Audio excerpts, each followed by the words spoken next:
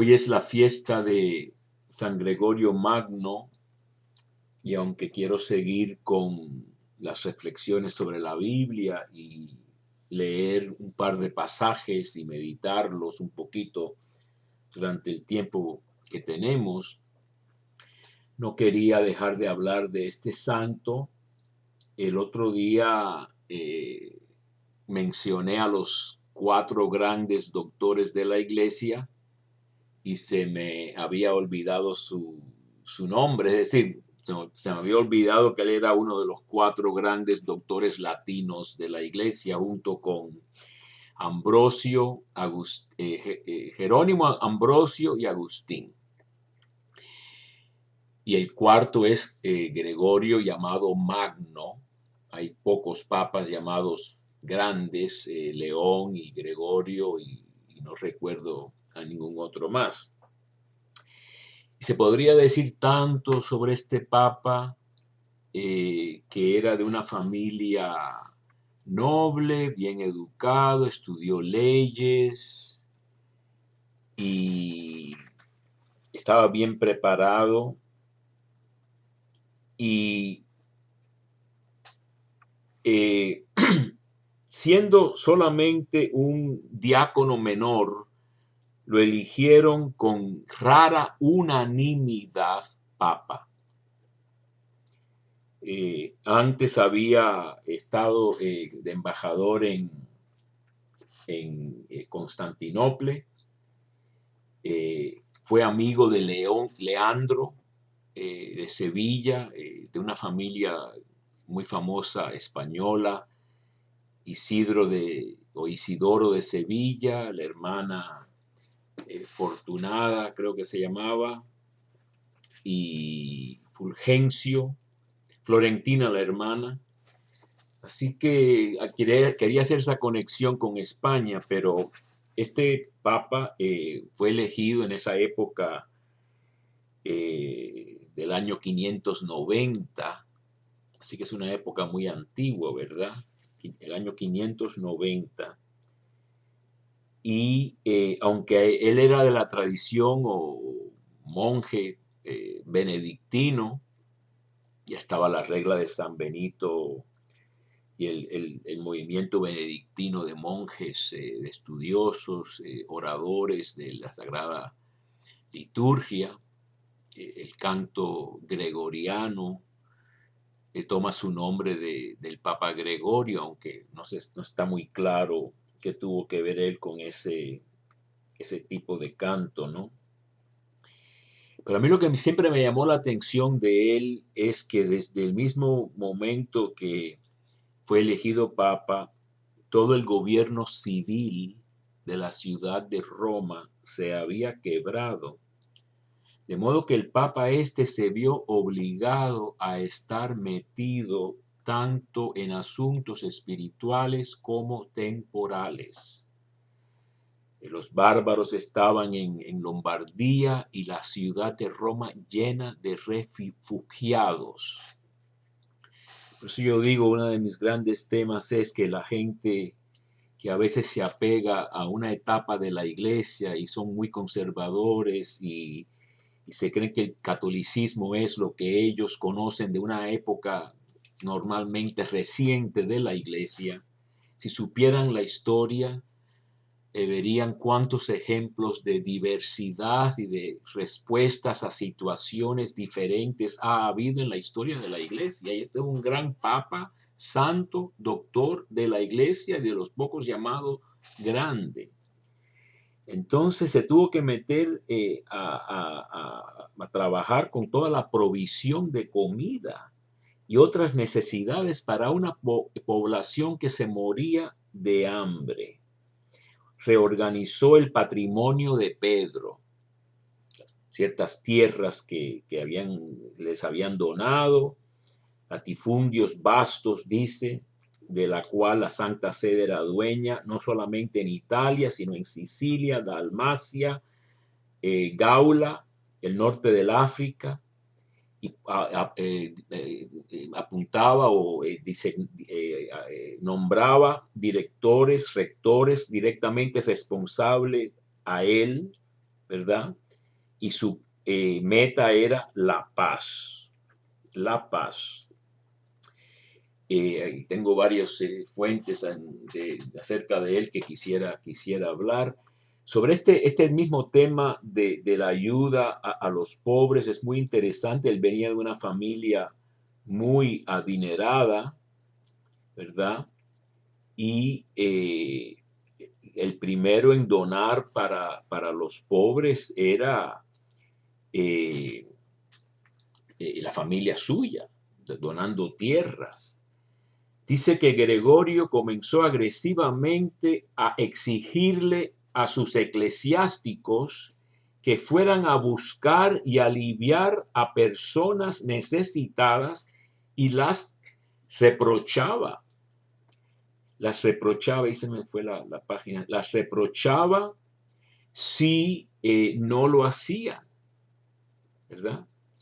Yo le pido, le escribió a un subordinado en Sicilia, que primero de todo tome cura de los pobres, y que si usted conoce gente que está en la pobreza, debe de señalarlas. Eh, él dice que daba dinero mensual y una serie de cosas tremendas, ¿no? Un estado arruinado, y el Papa daba limosnas extravagantemente, tanto individual como en masa, y la iglesia recibía muchas donaciones de todo tipo de propiedad, consumibles como comida y ropa, propiedad de inversión, bienes raíces, obras de arte, bienes capitales o propiedad que engendraba un ingreso, como los latifundios de Sicilia o estados de agricultura operados por esclavos, fueron donados por Gregorio y su familia.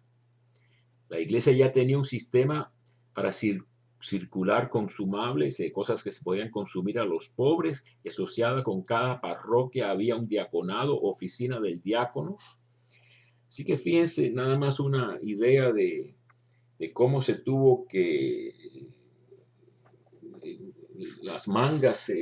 ponerse las mangas para trabajar y ayudar en las necesidades, y no decir que la iglesia no puede meterse en algo que no sea oración y cosas por el estilo, ¿verdad? Muy interesante que dicen que mientras Roma estaba devastada por la plaga, así que también había una plaga, ¿no? El Papa electo organizó peregrinajes a través de la ciudad, durante de los cuales una visión de eh, San Miguel Arcángel se vio por encima del lugar que ahora se conoce como Castel Sant'Angelo, el castillo del San Ángel, ¿no?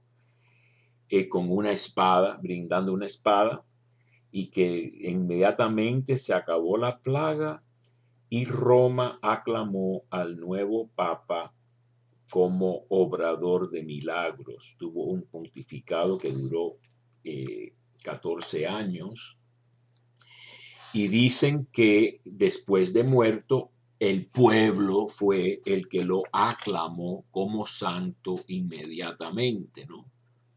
A veces dicen santo súbito, ¿no? Santo inmediatamente. Bueno, este papa sí fue aclamado santo inmediatamente, y en esa época se hacían las cosas un poco así. El pueblo participaba en las decisiones acerca de quién era santo y cosas por el estilo. Los que vean esto en video ven una foto que tomé yo de precisamente del castillo de San Ángel, Castel Sant'Angelo, que está en Roma, con el río Tíber y el puente. Estoy seguro que este es el puente Sant'Angelo que le llaman, ¿no? Así que hoy estaba yo leyendo mis lecturas de oración de laudes, y tenían pues un salmo apropiado para la sabiduría, que es precisamente uno también de los temas que yo trato de cultivar, ¿no? ¿Qué necesidad tenemos nosotros de buscar la sabiduría? La filosofía quiere decir el amor a la sabiduría. Yo no digo que hay que ser filósofos, pero hay que amar la verdad. Y para eso hace falta orar y pensar. Entonces, fíjense un poco lo que dice el libro del Eclesiástico, también conocido como Ben Sirá, acerca del sabio, la felicidad del sabio. No se trata de otra cosa que lo que quiere todo ser humano, ser feliz. Feliz el hombre que se ejercita en la sabiduría y que en su inteligencia reflexiona, que medita sus caminos en su corazón y sus secretos considera. Sale en su busca como el que sigue el rastro y en sus caminos se pone al acecho. Se asoma a sus ventanas y a sus puertas escucha. Acampa muy cerca de su casa y clava la clavija en sus muros. Monta su tienda junto a ella y se alberga en su albergue dichoso. Pone sus hijos a su abrigo y bajo sus ramas se cobija. Por ella es protegido del calor y en su gloria se alberga. Así que sale a buscar el hombre feliz, sale a buscar la sabiduría como un cazador, dice la Biblia de Jerusalén. Así hace el que teme al Señor, el que abraza la ley, logra sabiduría. Como una madre le sale ella al encuentro, le acoge como una esposa virgen, le alimenta con pan de inteligencia, el agua de la sabiduría le da a beber. Se apoya él en ella y no se dobla, a ella se adhiere y no queda confundido. Ella le exalta por encima de sus prójimos, en medio de la asamblea le abre la boca, contento y corona de gloria encuentra él, nombre eterno en herencia recibe. Así que ahí tienen una prueba de un gusto de lo que es la sabiduría cultivada en el Antiguo Testamento, en la Biblia, en este libro que está en las Biblias católicas nada más, ¿no? No es el Eclesiastés, sino el Eclesiástico, o le llaman ahora también Ben Sirá o Siráside. Es un libro que yo recomiendo porque exalta mucho la sabiduría. Y entonces yo creo que es lo que más necesidad tenemos hoy en día. Y en vez de nada más pedir que se vaya la plaga, que todos queremos ardientemente que se vaya esta plaga, primero que nos convirtamos y que nos sirva para algo esta plaga, ¿no? Creo que el gran escritor Dostoyevsky, ¿no? De Crimen y Castigo, dijo, tenía un dicho, que yo sea digno de mis sufrimientos, que valga para algo esta plaga, que no sea nada más sufrimiento. He estado viendo que estamos envejeciendo. Veo visiblemente gente en Facebook o en lo que sea con más canas, más envejecidos. Ha sido ha sido una prueba muy grande para todos este encerramiento y todos los sufrimientos de todos los problemas que tenemos. La economía de Roma estaba paralizada también en tiempos de Gregorio Magno.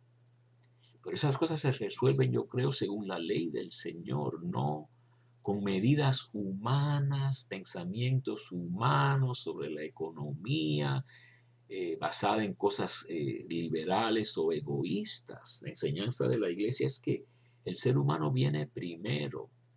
Pero eso requeriría una conversión que ni podemos imaginarnos. ¿Quién se va a imaginar que los grandes poderes, los hay algunos de ellos, el Bill Gates y Warren Buffett, son multimillonarios, billonarios, y han dado la mitad y más de su fortuna para las causas que ellos consideran dignas? La tierra es rica, la inteligencia humana es grande, pero el corazón es el que quiere acaparar, es el que no quiere compartir, el que tiene miedo de que si no tiene suficientes millones, va a haber inseguridad, pero el que se muere de hambre, que se la arregla como pueda, ¿verdad? No es el Evangelio.